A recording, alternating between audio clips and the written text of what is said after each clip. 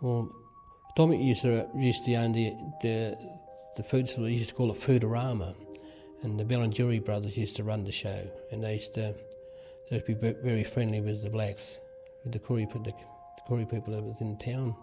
They used to do their shopping, all that sort of jazz, and we had a very close connection to them because they were Italians, and they was different to the white man, and we sort of grew together, and they looked after us in a good way, and we never forgot them, and it's.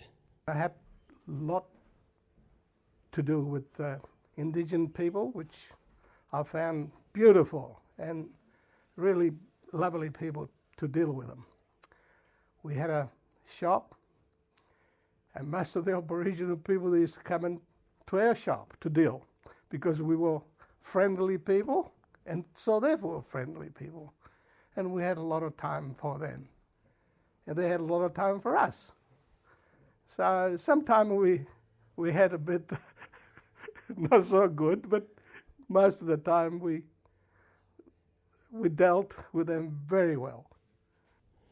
They helped us through the bean paddocks and their areas, their shops, if we were short of a quid, we'd book up and, we'd go to the butchers, and the meat we used to get is flaps and, bits of like dog bones and stuff like that, just to make a soup and all that sort of jazz. It was cold, with spuds and all that sort of stuff, and all our food was all tin stuff.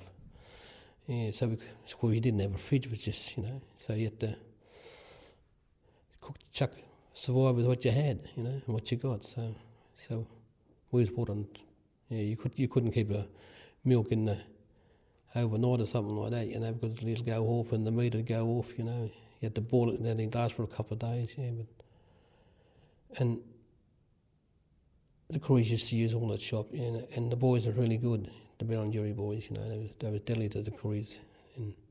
Had a softer spot for them because we felt people didn't treat them as good as they should be, okay? And but sometimes, I don't know, how would you say,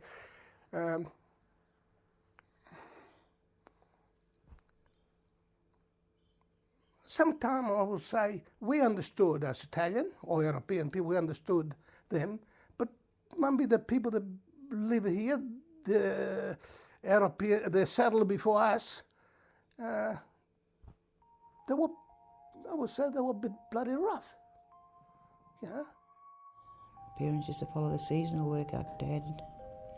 Follow the seasonal work up, and then mainly we was working for the I-talians, because he used to get the jobs off the I-talians, and mainly just that. Picking beans, peas, corn, and it was easy to get jobs off them. We felt we wanted to treat people well because they're human beings, and we did. We did. I mean, no one went hungry with us. Some of the white fellas that got a lot of stuff for nothing from us. They was in the same situation as we were, I reckon. And mostly that's what we worked for. My dad worked for mainly all Italians. And some of the Aboriginal called me brother, I felt I was a brother to them, no problem. We get on well with the Italians and all that sort of stuff. I think that they're like us, Yeah.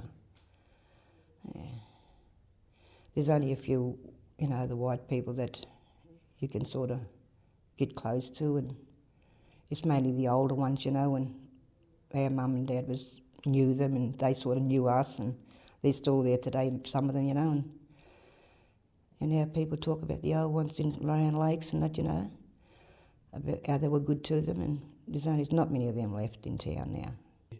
Because all the Italians all related around this area, they sort of stick together like us blackfellas, we all stuck together back in them days, and Italians sort of stuck together too, and we probably made them richer and richer anyway, and there they are, but as they got richer and richer, we still friends today, and they still look out for us, and they haven't changed one bit. And it's always a good day in our way, and that's what family's all about, The race is not going to go away. It's going to be with us forever and ever. It's just not going to. That's on, any side of the, the nationalities. It'll always be like that. You won't get away from that. The I-talians, they get called names, the Greeks and that. We get called names. Except the white man. I don't mean you.